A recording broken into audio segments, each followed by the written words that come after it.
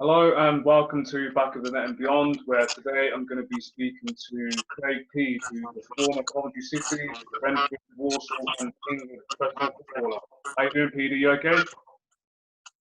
Not too bad, mate. How are you? Yeah, all good, mate. All good. How's things? How's life treating you at the moment? It's not too bad. It's not too bad.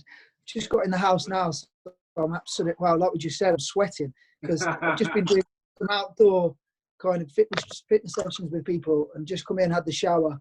And you know what it's like when you have the shower and it's roasting hot. You continue to sweat for the next 25 minutes, don't you? It's an hour. Mate, absolutely roasting. I've been at work all day and like I said, because of the COVID situation, we can't have the aircon on. So it just, mate, it's so hot. It's ridiculous. It's so hot. But yeah, thanks for coming on. Appreciate it. Obviously, I know you're busy and stuff. What are you doing nowadays? If you want to just let people know what you're doing with yourself at the moment. Yeah, so I'm doing a lot of kind of one-to-one fitness coaching, getting people kind of healthier, in better habits to live a better lifestyle. Whether that's is to help them become fitter and achieve their goals, and also have better habits and more productivity for their work and a better lifestyle, and just help them be a better human. Mate, that's brilliant. Obviously, given the situation that we're in at the moment, there's a lot of people kind of not jumping on the bandwagon, but getting involved more so in that field. And obviously, you're helping a lot of people from a mental perspective as well as a physical perspective. I've been kind of following you over the last few weeks, and I noticed, especially kind of around the start of the pandemic, the start of the lockdown, you're doing a lot of fundraising stuff. So what led to that kind of, what led you down that route and how did it go for you? So obviously when we went into the pandemic and everything was kind of a shutdown, people in my industry was obviously, a lot of their business was closed down because a lot of it's face-to-face, one-to-one, things like that. You do have people that do go online. I've been thinking about going a little bit more online for a long time. But when it kind of went down, everyone was kind of not sure what to do. They were a bit scared because people like certainty, and it was just uncertain times. So I didn't feel right in kind of putting stuff out there and asking, for the sale at the time. And I just had the idea of a good friend of mine started a charity, and they were raising money for the NHS frontline staff. I thought was brilliant. They managed to raise a lot of money, and I just thought at the time, maybe I'll just put some value out there and just do some workouts to help people feel better about themselves, and raise some money for charity and get some kind of celebrity friends on to work out with me. A little bit of lightheartedness, a little bit of a chat, so it gives people an insight to how they're feeling during this time. And it just kind of escalated really, and ended up doing kind of 48 days straight of HIIT training with different people coming on and raising some money, and people loved it. I think it was just good that every day they could tune in, listen to a little bit of a chat, have a half an hour workout, burn around 400 calories, and that's it. Half an hour, job done for the day. Feel a little bit better about yourself. So that's what I was happy doing, and it just kind of escalated. So it was really good. I had some great feedback. It was a good experience. That's massive, mate. And to be honest, I did watch a few of the videos. I haven't done any fitness work for years now. So I was, even when I was watching, I was getting a bit tired. Watched, didn't you? You didn't take part. It's one of them, mate. To be honest, I'm one of the lucky ones where I still physically look okay. So my mindset is, okay, well, I can kind of get away with it. I don't know whether that's the right mindset or not, probably not. But yeah, I did, like I said, I watched a few of the videos, and they were really good. Obviously, you know what you're doing, so fair play for that, because obviously you raised a lot of money for a decent cause there. How much did you raise, if you don't mind me asking? Well, do you know what? I did, because I didn't go into it. It was pretty quick in the way how we set it up. I didn't set up an individual page of what was coming through kind of my channel. So probably a little bit of a schoolboy error on my part, but from, I got so many private messages on social media and from friends and family kind of inboxing me, screenshots of what they'd kind of donated and stuff like that. It was a lot of money.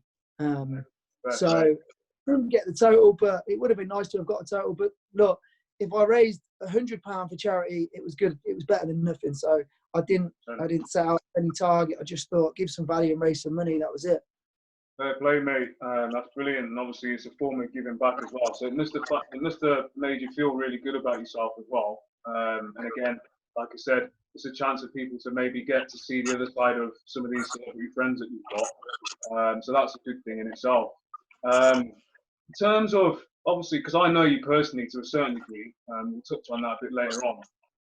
But you were, as I mentioned at the top of the show, you were a professional footballer and you had a good career. And again, we'll speak about that a little bit later on as well. But you're obviously doing what you're doing now, and you're obviously involved in a lot of fitness. How did you find your transition going from playing football, being in that, I don't know, an inverted commas football bubble, and then moving away from that to doing what you're doing now? So my career got cut short through injury, and I got the injury when I was really young at Coventry. I was about 18 years of age. I tore 90% of my meniscus in my knee, and it was removed. So basically, there wasn't many options back then when I did that. God, that's nearly 20 years ago now. It's scary.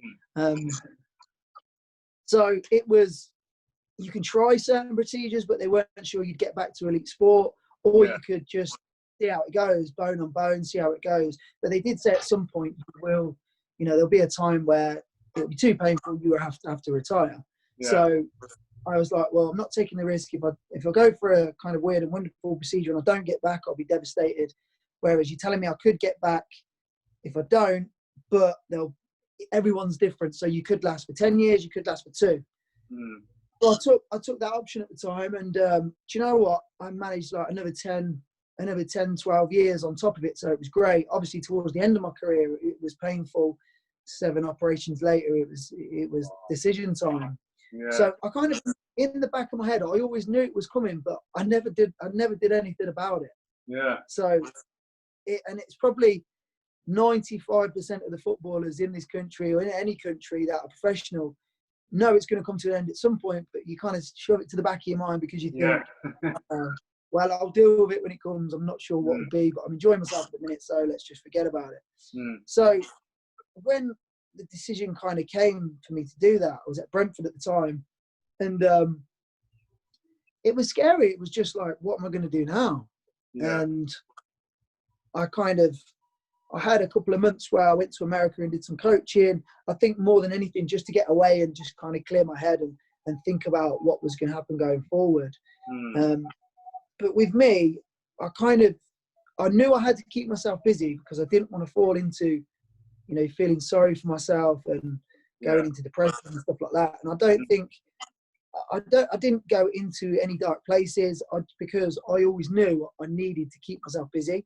Because I didn't want to think about it too much. I had a little think about it when I was away, and it was difficult. You come to terms with it, and then I kind of just thought, right, what did I love about football? And I love the fitness aspect of it. I always did extra. I loved talking to the sports science guys and the guys that looked after the fitness and nutrition. I already had great relationships with them. So I looked at options around that. And at the time, there weren't a massive help at the time, because he's talking 10 years ago now, with the transition, because it was just coming to light, really. And so I just took it on myself what career would evolve around fitness, and speaking to a couple of people, they were saying personal training, things like that. So I thought, right, let's get these qualifications and see what comes of it. So I took the qualifications, and managed to get a job in a gym as a personal trainer. And then from then, I spent a couple of years in the gym kind of learning, and then moved to kind of the self-employed role. So it was not a bad transition. It was just, I knew I had to be quick and do something that, I was interested in. But then I think I did that for a while, a good few years. And then I was I'll be honest, you kind of like search for money because you've always been paid quite well. So you kind of look for the next thing, right? What can pay me better than this? And I lost track of what I was passionate about. And I was offered roles and probably took them for the money. So I went into kind of like sales and marketing, I did a lot of that for health clubs, and I went into software as well, and life and medical insurance. Okay. And I was just in it for the money, so it then became a job and a chore. So every day, the night before, you're thinking, "Oh God, I'm dreading tomorrow." Sunday feeling, all that, and I just thought, you know what? After a couple of years of doing that, well, about 4 years of bouncing around in sales roles and marketing roles, I just kind of went back to, right, let's home back in and do something that you're passionate about, that you're really interested in, that you can get up in the morning and not feel like it's a chore or a job. And because, everything's hard work, but I think it's harder if you don't believe in something or you're not passionate about it. And so, kind of come back to the fitness stuff, which is going well. And recently I've just kind of looking at opening up in a sports management agency. Okay. Because obviously going through the transition and during my career, I think I've gone through a lot of emotions and experiences that young professionals would have gone through. I've made the mistakes that, people in these young, parts of their career will be going through. So I just feel like at the time, I could have done this. I was thinking about opening up like a sports agency about 7 years ago, but I just feel like I didn't have the experience. I didn't feel comfortable because I don't think I had enough kind of experience in just in normal environments. I was in, like you say, I was in that football bubble. And I feel going into the outside world, it just didn't feel right setting up straight away, because I thought in the back of my mind I needed to gain some more personal experience. So all the jobs I did, even though I didn't enjoy them, they were a great purpose because I learned a hell of a lot through them. So I've kind of, when I was sales for kind of software sales and medical insurance and life insurance, it was, getting used to presenting in front of a board and kind of multi-million-pound deals and things like that with corporate companies. So it was that experience was great for me because it took me out of my comfort zone. And I think coming through sport, I was always a hard worker, and I was always fairly confident. Even though I was out of my comfort zone, I was always willing to throw myself in the deep end and just swim and just be confident with it. So I took to that well. So kind of, I feel now is probably the right time, which I'm doing now, is to set something up, because I feel like I've gained the right experiences. I've been through all the emotions that these young players will go through and been through, made the mistakes. I just feel like, there's some great representation out there and there's some poor representation out there. I just feel like I've got a lot to give in that way as well. So between the training and the management stuff, it's good. It's exciting times for me because it's both. I'm very passionate about both of them. So I'm lucky I can go into something like that. That's massive, mate. I picked up on a few things there, and it kind of resonates with my train of thought as well. For those that don't know, like, obviously, if you've sustained an injury and you're kind of 50-50 whether you can continue to play, for you then to get that bad knee injury at 18, 19, and then sustain a career at a decent level as well for another 10 years, that shows mental strength and obviously resilience. And that's a massive trait as well going forward. So that naturally is a transferable skill to any industry anyway. And then you mentioned about kind of working in sales and pitching in front of kind of board of directors and other things like that, and putting yourself in there out of your comfort zone.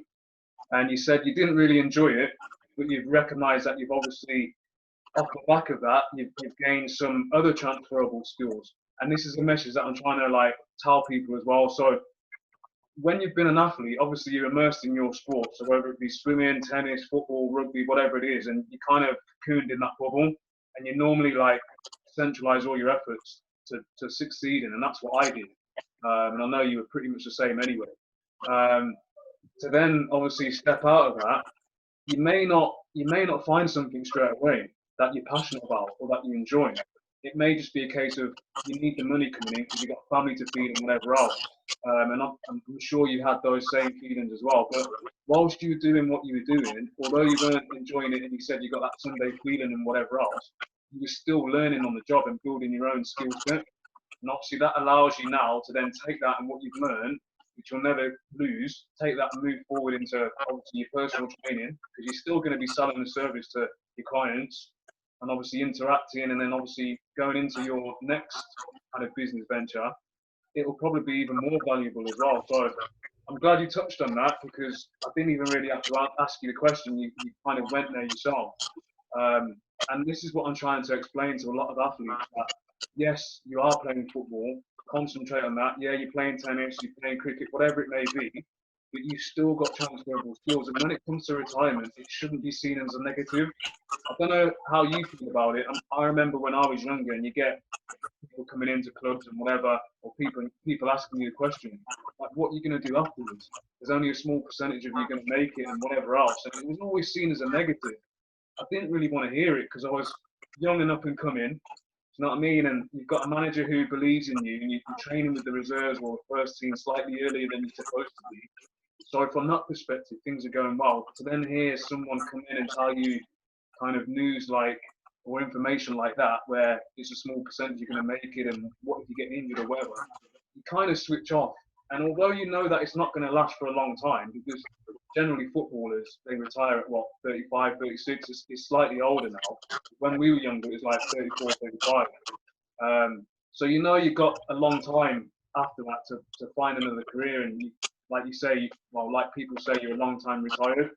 But when you're 18, 19, you're just fresh off the boat. You're not really, you don't really want to be listening about or hearing about retirement and things like that. So it's good you touched on that, and obviously going forward, you can use your experience within football and obviously the other things that you did afterwards, because you're going to naturally be relatable to the players, because they can draw on your experiences because you've already played the game. So straight away, you've kind of won half of the battle anyway.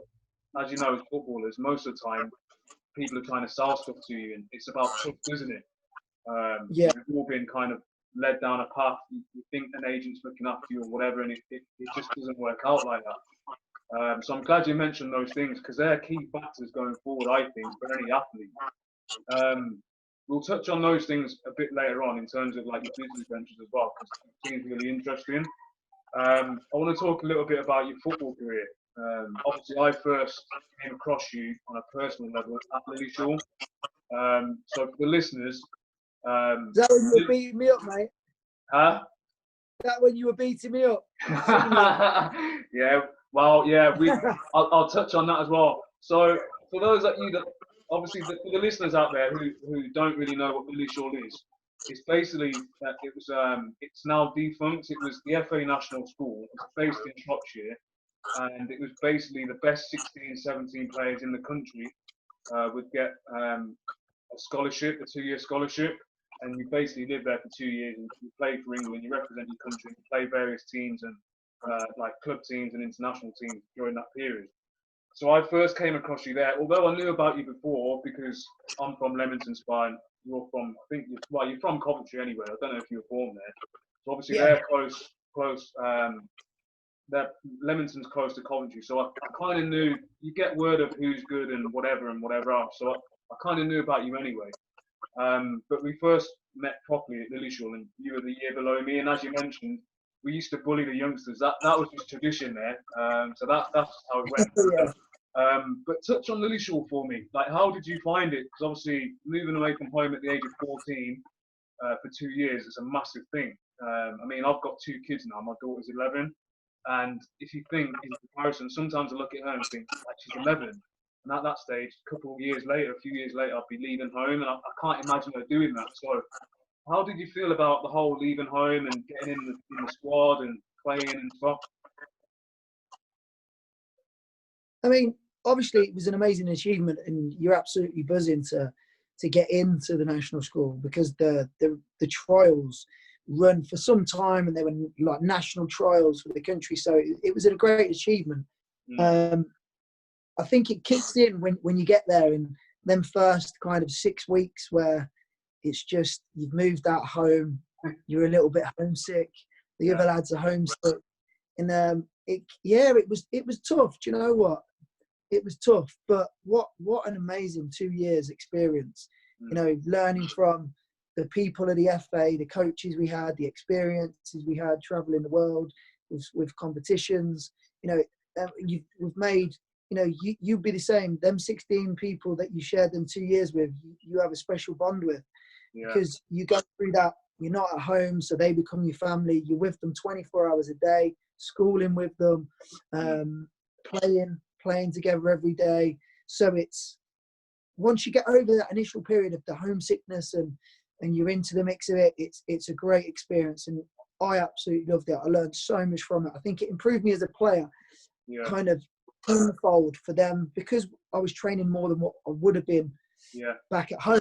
I'm obviously training with a lot better kind of standard of players because it's the best 15 in the country. So yeah, it was amazing. I absolutely loved it. It kind of, I think it gives you tough skin, because I know a lot of people now, you know, they miss people. Now I do miss people, but it's kind of like, I went through that emotion at such a young age. I can deal with it. I'm like, I know I'm going to see them in the near future, and it's you know, a lot of people are like, oh, I need to get back home now or I'm missing them, I'm missing that. I'm just like, oh, I'm good. I know I'll be fine. I'll see them when I get home. And I always stem it back to, it's probably because of that first kind of 3-4 months ago in Lillishire, and it's just it was an intense experience, because you're moving away from home at such a young age. But like, I think life's about experiences, isn't it? And once you've experienced certain things, you have that in your armour then. So for me, it was an amazing experience, and I still speak to them boys daily. Really? We're in a group chat. Yeah, we're in a group chat, and it's an active group chat daily. So it's not just a silent one. Yeah, no, that's for me, massive. it was great. That's massive. But it was great for me. It was, obviously, you boys were a part of that experience as well. So every time I see someone from your year, it's still kind of a really good relationship, because, you know, we started a year with you guys as well, going to school and stuff like that. And it was great, because obviously the seniors always bullied the youngers. That's just the way it was. And it was the same for me. When I became a senior, we bullied the youngers. Not in a horrible way. It was just a bantery kind of that senior role thing, which was great. It was always friendly. And although there was always seniors and juniors, and that was one of the first things you learned within the first 48 hours of being there, it was always a friendly thing. We always, at school, because again, for those of you that don't know, we went to a normal school. People assume that we had a school on the complex. It was actually a normal comprehensive school, so we had to get the bus there and that. And yeah, at school, as you know, sometimes it got a bit intense with, say, in inverted commas, the normal school kids, and then us, because we always stuck together. We stood out like a sore thumb. We all had Umbro gear on, and it was just, it was a bit crazy. So sometimes they'd get a bit jealous, and things got a bit funny sometimes, and we all stuck together as a group, whether you were a senior or not. So from that perspective, again, that was like a part of team bonding, if that makes sense. And you mentioned there, again, like you're in a group chat. We've got one at the moment where we were basically, before the lockdown, so this is back in the last summer, we grouped together on WhatsApp, and it was great catching up and stuff and seeing how people have changed. And obviously everyone's grown up, because 14 to now being 38, 39 is a big difference. People have got families and whatever else. So people's mindsets have changed, but it's still there in terms of banter. That will always be there. It's just a shame, because we tried to get like a reunion for this summer, but obviously the lockdown happened and whatever else. So we'll still look to do it. But yeah, you mentioned there like training every day and stuff. The facilities, for me, I think it was ahead of its time in terms of the coaching and how we played. And we just went into every game knowing that we'd win. And we were playing some top teams. We'd play every week. Everton, Man U, Man City, Newcastle, Liverpool, everyone we played, and we just absolutely battered them. And I know it was the same for you guys, and you guys had a great team. I mean, in your year, you had Joe Cole, yourself, Danny Webber, Leon Mike, Peter Clark, that's just to name a few. So, I mean, obviously, as you know, between 14 and 18, a lot can happen in terms of development, and a lot of players don't make it for whatever reason. But in terms of that age group, 14 to 16, the squad was ridiculous. And ours was the same. And the year above us, we had Michael Owen and stuff. And I know the year below you, you had Jermaine Defoe and Leon Knight and people like that. So it was just ridiculous in terms of talent. Yeah, it was unreal, mate.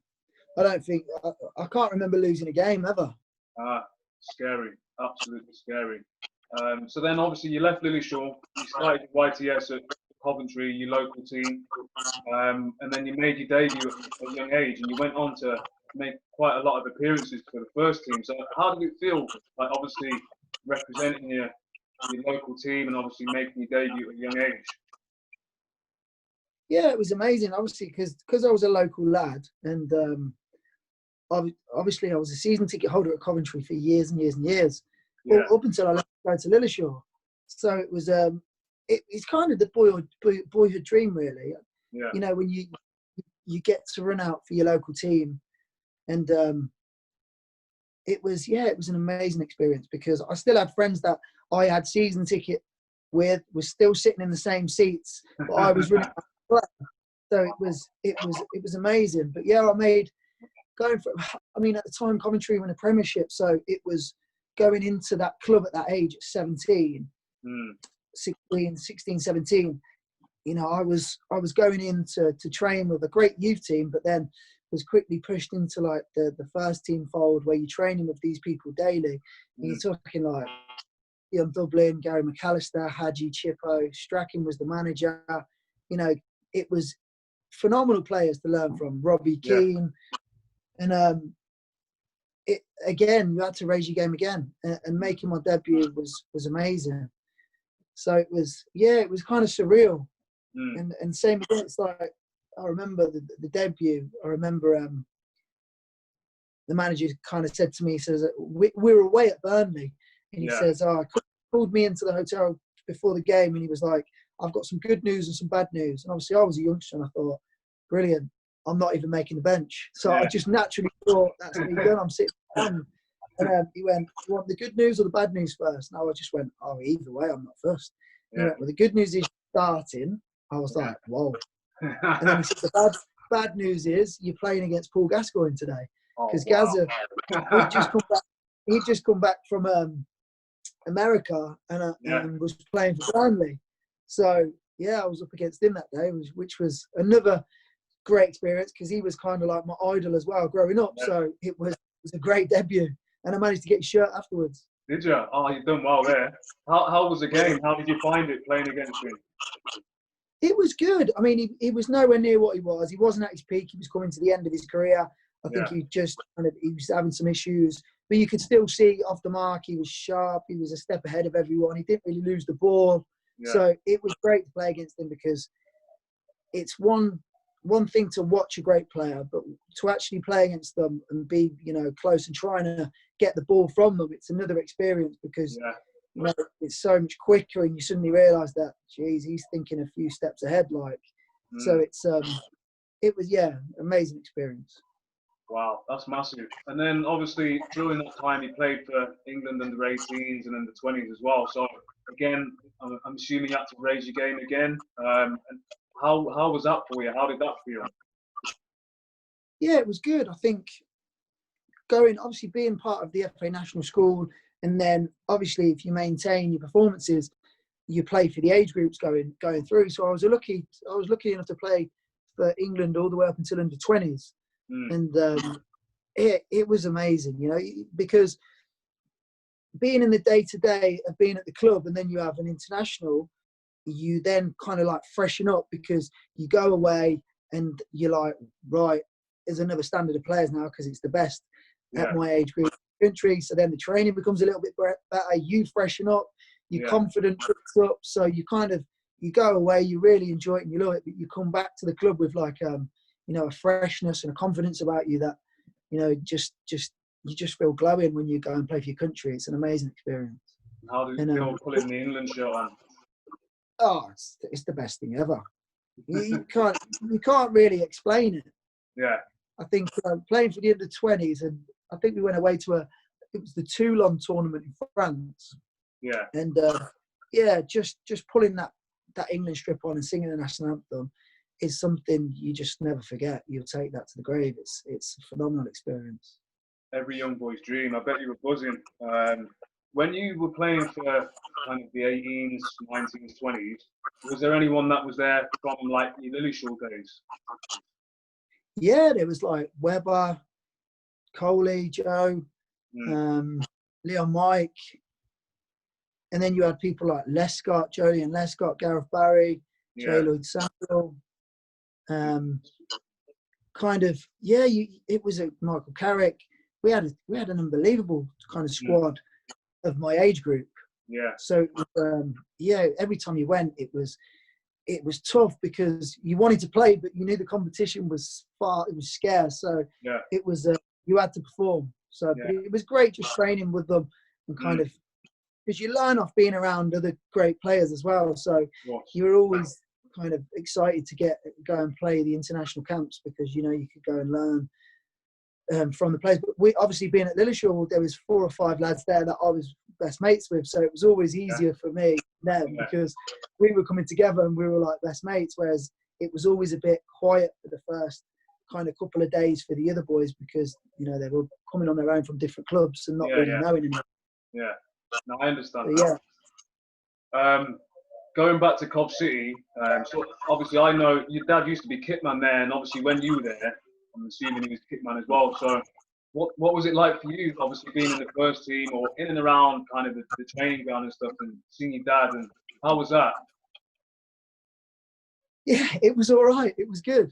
Yeah. Because there was like 2 kitmen at Coventry. It was Andy Harvey, and my dad got the job, I think, as I was coming into the youth team. Right. So at first I was like, well, this is a bit weird, but it was good. It was good. And yeah, my dad, he was great for a bit of banter because, you know, we used to hammer him. Do you know what I mean? In a good way. He used to get hammered and stuff like that. And I used to crack on like he wasn't my dad. Yeah. I remember I come in one morning and there was commotion in the boot room, and it was like, I think about 7 of the lads stripping me old man, trying to put boot polish all over him. And they kind of looked at me, and I put my bag down and grabbed the boot kind of polish thing and just started whacking it all over him. So it was good, mate. It was good. It was never awkward. It was just like he was just one of the lads, just the kit man. So it was good. It's great. Good stuff. Good old days. Do you miss playing at all? I do, mate. I do. I think you go through when you first. I suppose for me, I've got friends that coming out of the game, and they were very like hated the game, had enough of it, had enough of the mental strain, had enough of people treating them how they treated them towards the end of their career. So a lot of people that, you know, didn't really, you know, were falling out of love with the game towards the end. So they kind of have a little bit of resentment. And I always try to kind of think or explain to them why they, you know, when they love the game, you know, when you're playing it and you're enjoying it, forget about, you know, your experience and stuff like that coming out of the game. And I think that there's definitely a whole host of emotions you go through when you come out of the game. If you've been treated badly coming out of the game, you are resentful and you've done with it. You know, you've trialled at different clubs. People are messing you around. Managers are talking to you, things like that. It's a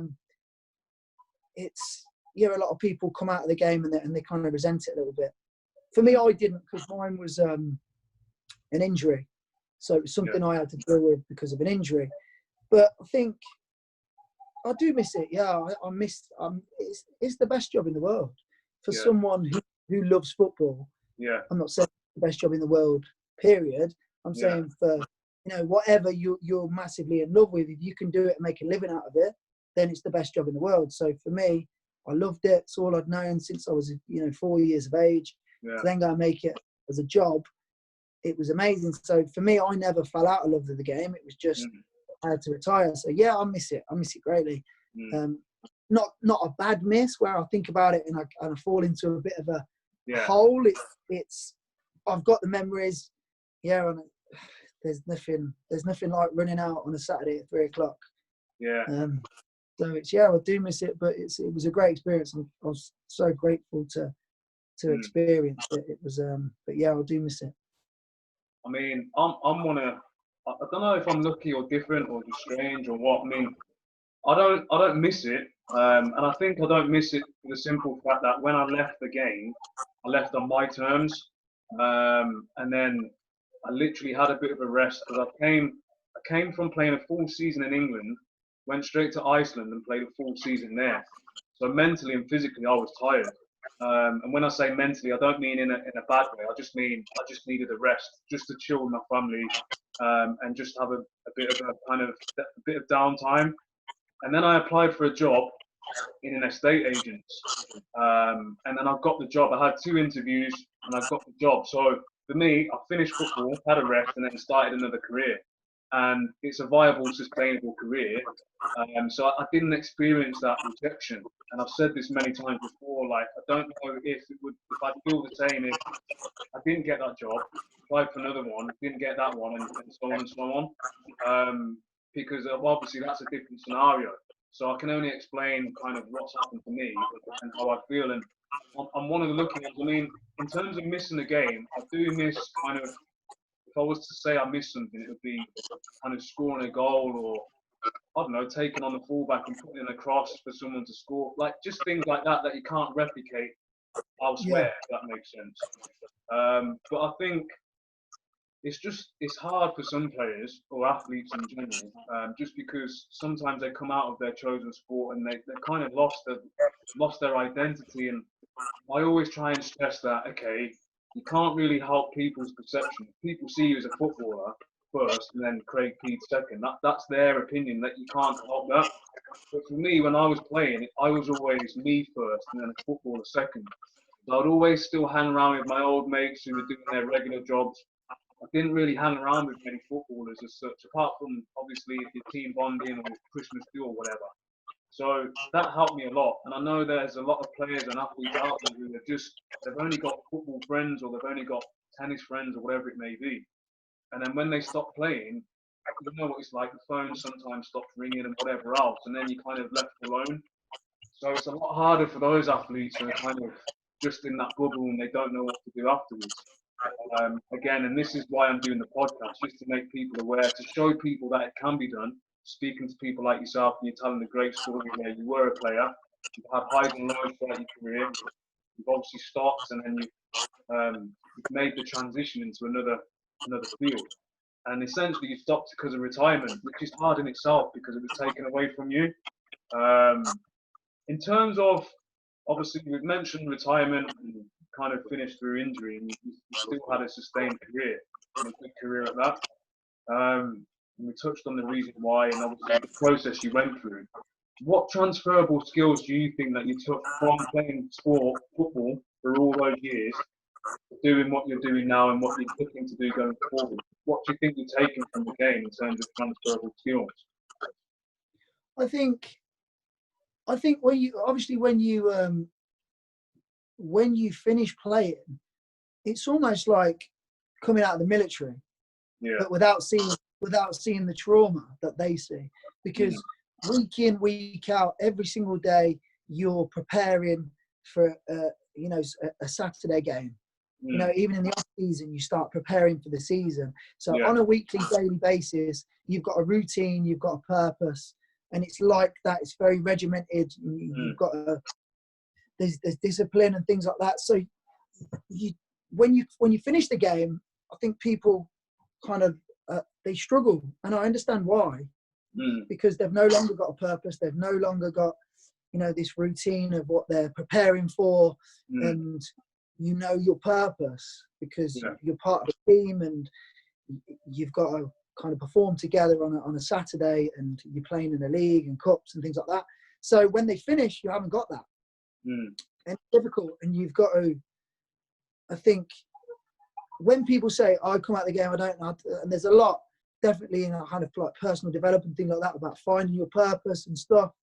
And for me, I think you have got to find a purpose, but obviously it doesn't just come and go, right, this is your purpose. You've got to experience and just go with it, and say yes to things and experience it. And because maybe you'll try, I tried so many different things, and I just, I kept going through it going, oh my God, I can't do this anymore. I was one where going to these roles that I necessarily didn't like, but and I'll lead to the question. My transferable skills is I was wanting to be the best. So my competitive edge and kind of hard work and willingness to go the extra, so people would talk about me as the best, was just what drove me.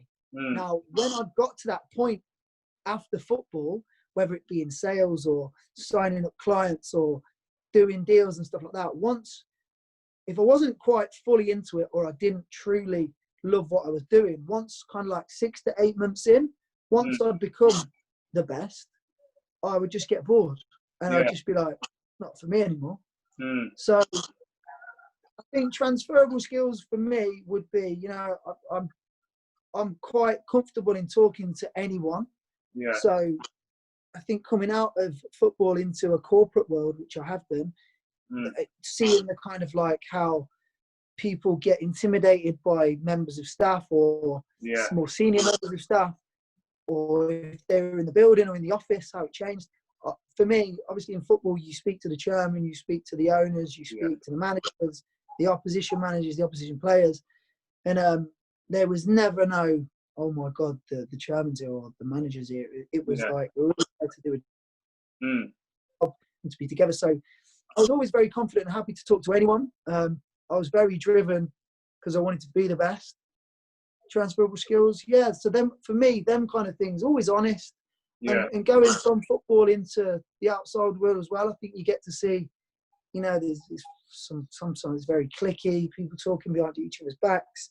Whereas within football, it was always, if I had a disagreement, it was not on a personal level, it was a disagreement on a professional level. So if I didn't agree with someone or someone wasn't pulling their weight, you know, you'd have that conversation. It could be heated, and it could be nose to nose, but there was never personal. The final whistle blew, that was it. We were back to being mates again. So if I ever felt, you know, I would always be very honest going on from that as well. So honesty, hard work, wanting to better myself, wanted the reputation of being the best.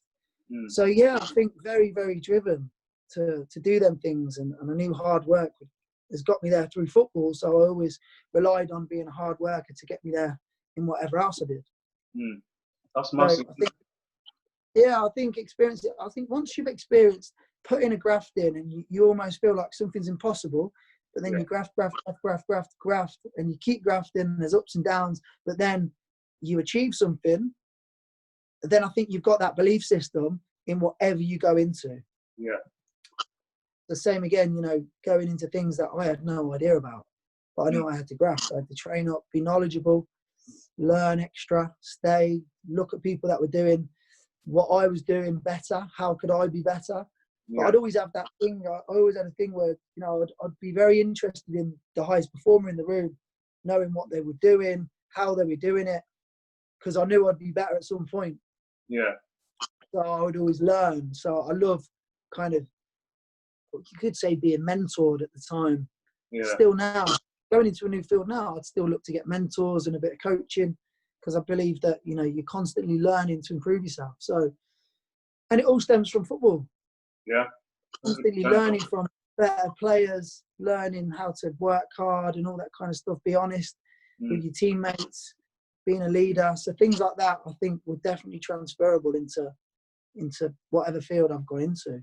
Massive. I mean, those transferable skills there, they are massively valuable to any organisation, any industry, any business, whether it be working for someone else or doing your own thing. And obviously, you've shown that you can actually set something up on your own and make it successful in the sense that you're obviously doing that now with the fitness instructor and things like that. So you can only be commended for that. In terms of yourself, when you retired, did you get any help at all? So from any organisation, previous managers, or were you just kind of left to fend for yourself? No, I think it was kind of, I did speak briefly to some people at the PFA, and there weren't a great deal back at the time. They were helpful because they kind of said that they'd support you with a bit of funding towards qualifications and things like that. So I knew that. In terms of, you know, not from clubs or past representation or anything like that. It was very much, I realised quickly that, you know, it was on me. Yeah. Which is a little bit different nowadays because there's a lot more support and there's a lot more kind of regarding mental health awareness and things like that, because people that come out of the game do suffer. Yeah. So it's but yeah, I think I pretty much knew quickly I had to act quickly to get educated and just drive on and stay busy, because I didn't want to fall into the kind of rut of feeling sorry for yourself and not doing anything, and that can just escalate and it just kind of just would spiral. So yeah, but at the time, no, not really. I didn't really get any help from any clubs or anything like that. A little bit of help from the PFA, but other than that, it was just kind of friends and family that helped and supported. That's interesting, because most athletes that I speak to, they kind of give a similar answer. Do you think more help needed? Because me personally, I do. And I know it's difficult. Again, you mentioned the PFA, and it's hard for them. They're doing a great job, but they can't do everything, and they can't help everyone. Again, some of it has to come from the player. So not everyone's like yourself, and not everyone's like me. They won't go out and try and ask for help or go and source another job or whatever it may be. So it needs to be kind of give and take to a certain degree. But even then, I still think more needs to be done. And I came up with an idea, which I'm kind of thinking about going forward, where I always draw on what I would do if I was a player, and if something was presented to me, and if I know there was courses and things that we could go on when we were doing our apprenticeship and things, and normally they were just seen as a day off, like you didn't really have to do it. One of those situations where, because I was well regarded at Leicester, I didn't have to go because I was training with the reserves and the first team at an early age. They just said to me, you don't need to go to college. Fine. But again, the players that did go, our peers, the same age group as me, a lot of them just said it was just a bit of a mess around. They didn't really take it seriously. I know things have slightly changed from an academic point of view now for the players, but I think it'd be more feasible to have players maybe get a bit of tangible work experience.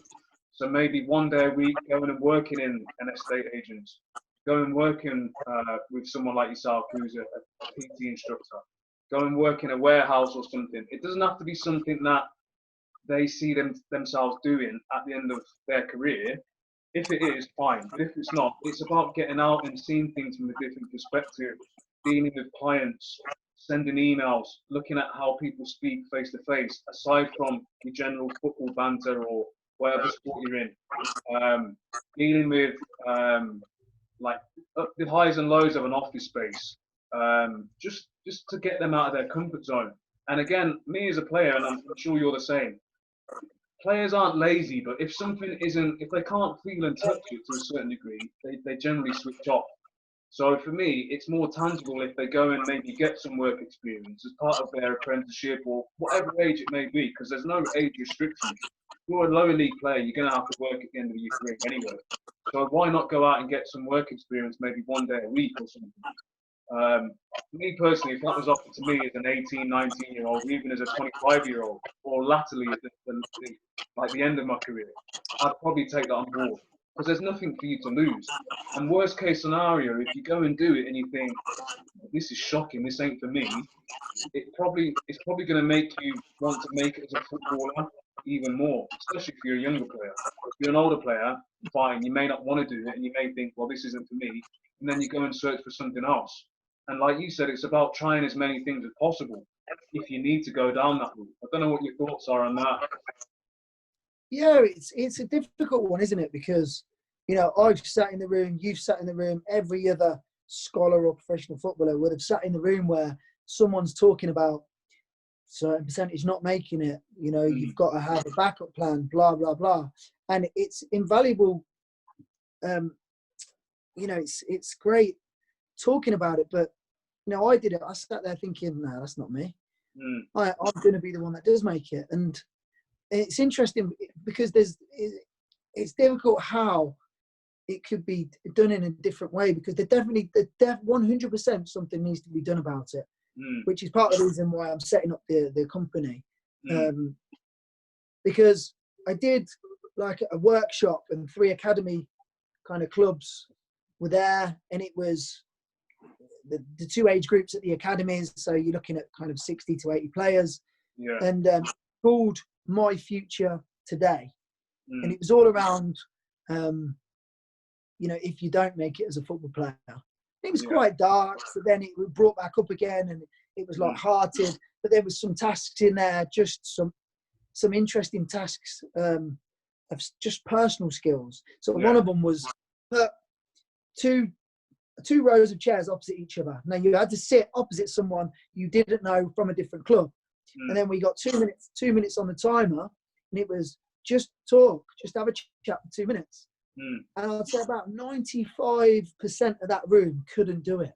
Yeah. You know, and it was 19 years of age in there as well. Yeah. They couldn't. You had players like sitting 2 yards away from each other and just looking down like this, not talking. Really? They couldn't. There was no eye contact. They couldn't talk, or if it was a very awkward chat. Yeah. So it's interesting how it goes about to become better. I do think there definitely needs to be some more personal development around the youngsters. And what I mean by that is maybe just some life skills around certain things, and not just sending these boys off to college and things like that. Maybe actually, and I know it's difficult because there's budgets and things and people can afford it. So it is difficult, but honing in on an individual and finding out what's going to make them tick, what they're interested in, and not kind of branding it together as a course. Yeah.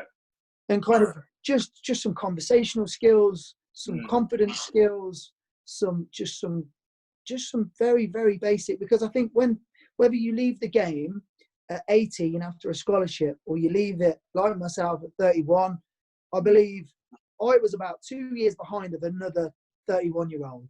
Yeah. Going into the normal work environment, in business, in anything. Yeah. I was a couple of years behind. Yeah. And I know, speaking to a couple of doctors in that field, they say it could be more than 2 years. Yeah. So I think to bring that up to speed, maybe just do some personal development, work around confidence, work about conversational skills, even selling yourself, you know, talking to people and kind of coming across in a good way, in a good manner, body language, all these kind of things, work ethic, honing in. And for me, I was probably one where, I would sit in the room and not listen, or, you know, go to a college course and not pay attention and be a bit of a dick. And but I feel if I had someone there and it was kind of like, you know, honing in just on me, which is always difficult on a one-to-one basis, saying, you know, this is invaluable, and keep plodding away. Because I think at a young age, you tell someone once, and they can have that attitude of, no, I'm not interested, I'm not going to do it, I'm going to be a player, blah, a bit of banter with the lads. But then I think you've just got to keep going and going and going, really coming across, because, you know, it will stick at some point. Some it won't, but I think you've got to be relentless in putting this across to these people, because so many fall out of the game at the age of 17 to 19. And then the pros that have a successful career fall out as well. And they have mental health issues. They don't know what to do. They've never done anything. Some people don't even know how to book a holiday or get a house for mortgage. So all these things, I think there's a lot to push out to the young and older pros. And part of the reason of starting a representation up is, you know, I do want to make sure that whoever I represent is fully immersed into their football career, but also the finances are sorted. What other interests have they got? Can they invest in that interest? Can they produce another income from that interest? That's not going to affect their daily lives from football. That someone else could potentially manage, that they're interested in. So all these kind of things, personal development, I think for me is big. Like reading books, going on courses and seminars and learning. I think as a football player, you kind of tend to be in that, you know, everyone says the bubble. It is a bubble. And I think you can definitely fall into the trap of training, and then you've got free time. And everyone knows people will train.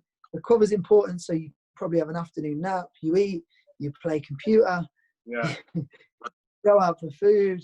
You know, there's a lot of time in between training, and obviously recovering is the most important, but it's a lot of time wasted as well. For me, I think, geez, the amount of times I just laid around and recovered and doing You know, nothing. potentially could have recovered and done some other stuff. Do you know what I mean?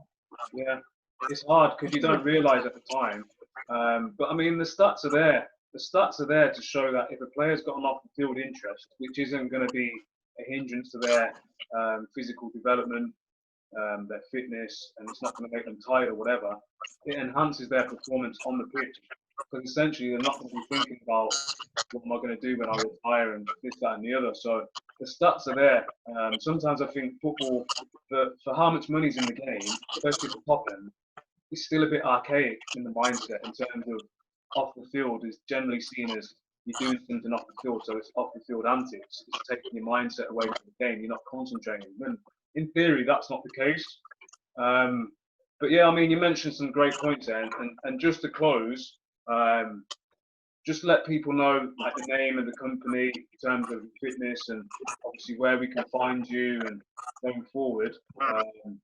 Obviously, the thing that you're looking to implement to represent players as well. Hopefully, obviously, if that goes well, we don't need to go into too much detail about that because it's not come to fruition yet. But if you want to just touch on where we can find you for your fitness stuff and anything else that's got maybe in the pipeline. Yeah, so with the fitness stuff, obviously, at the minute, it's CP Training on Instagram, so it's just my name. Yeah. On there, you'll kind of, I do kind of fitness stuff, and people can come and work with me as well. And then on the management side is I've teamed up with a company that manage artists, so music, solo artists and bands. Okay. And we're bolting on the sports sector. So there's going to be a crossover between music and sport. So the actual management is always in play now because they use it to manage their bands and artists. So I'm going to use the same detailed concept of managing sports athletes, which is every part of their kind of life, every aspect. I believe that the player welfare is huge. And I speak to a lot of welfare officers at professional clubs, Premier League clubs, and they're telling me you won't believe how many people think it's up to the club to look after the welfare. And to a certain extent, it is up to the club. But if I was managing a player, then that's my responsibility. Every aspect of his professional life is my responsibility, and because what I've experienced and been through, I believe I've got some. I'm not going to let people almost go down the route I did with certain things. That's why I want to do it. Make sure they're well equipped, they're a rounded individual, they're not just being stuck in that bubble. Just really try and mentor these people into a good place, but obviously to let them just excel on the pitch, and I take care of everything else, but not babysit. There's a lot of babysitting services out there where it's I believe that you've got to manage them correctly and make them efficient on themselves as well, because the last thing you want to do is a player through the whole of his career and then comes to the end of his career and he don't know how to do anything. I think I haven't done my job then if I've done that. So it's that one will be various athlete management, and that's it's all registered now, so it'll be going live in the next few weeks. Brilliant, mate. I look forward to it. Obviously, when it comes to going live, when it's available, just let me know because I'll definitely have a look at that. Sounds really exciting. Appreciate the chat today. Great insight. Hope obviously the listeners enjoyed it as well. Some invaluable information there for athletes and non-athletes as well. Good luck with everything. Obviously, stay positive. Hopefully, we may cross paths soon because obviously we don't live far from each other anyway. But yeah, keep in touch. No, I'm in Coventry now. So I've been there. Yeah, I've been in Coventry for years. So the last time I saw you, I was living in Coventry. So you didn't like. Yeah, let's get a coffee, mate. Definitely. Yeah, just give me a shout. Yeah, just let me know, and then we'll organise something. Obviously, we've both got families, so you know what it's like when you're trying to organise stuff. But we'll definitely catch up anyway, have a chat, and obviously go from there. We may be able to do something going forward anyway.